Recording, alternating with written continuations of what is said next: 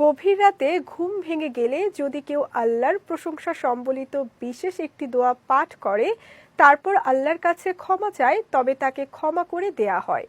এছাড়াও অন্য কোনো দোয়া করলে তাও কবুল হয় এবং নামাজ পড়লে আল্লাহ ওই নামাজও কবুল করেন।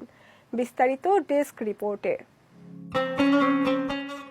মাঝে মধ্যে গভীর রাতে আমাদের ঘুম ভেঙে যায়। আমরা হয়তো তখন সময় দেখি, পানি খাই, প্রাকৃতিক প্রয়োজন পূরণ করে আবার ঘুমিয়ে পড়ি। কিন্তু এই সময়টি আল্লাহর কাছে দোয়া করে কিছু চেয়ে নেয়ার একটি সুবর্ণ সময়।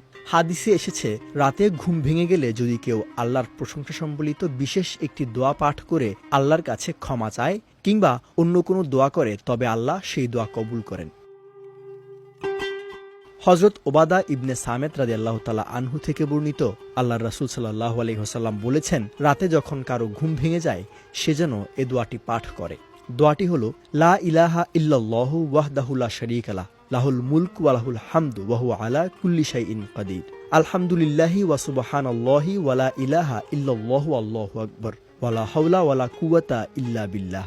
অর্থাৎ আল্লাহ ছাড়া আর কোনো ইলাহ নেই, তিনি একক, তার কোনো শরীক নেই।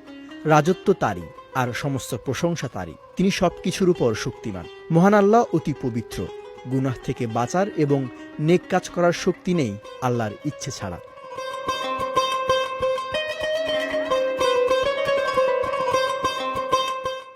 এ দোয়া পাঠ করে সে যদি বলে, হে আমার রব, আমাকে ক্ষমা করুন, আল্লাহ তাকে ক্ষমা করে দেন। বর্ণনাকারী বলেন, এছাড়াও অন্য কোনো দোয়া করলে তা কবুল হয়। এরপর সে যদি উঠে ওযু করে নামাজ আদায় করে, তবে তার নামাজও কবুল হয়।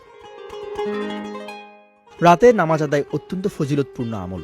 কোরআনের বিভিন্ন আয়াতে ও বহু হাদিসে এ আমলের ফজিলত বর্ণিত হয়েছে। কোরআনে মুমিনদের উত্তম বৈশিষ্ট্য বর্ণনা করে আল্লাহ তাআলা বলেছেন, আর রহমানের বান্দা তারাই যারা জমিনে বিনম্রভাবে চলাফেরা করে এবং যখন জাহেল ব্যক্তিরা তাদের অশালীন ভাষায় সম্বোধন করে তখন তারা বলে সালাম। আর তারা রাত অতিবাহিত করে তাদের রবের উদ্দেশ্যে সিজদাবনত হয়ে এবং দাঁড়িয়ে থেকে।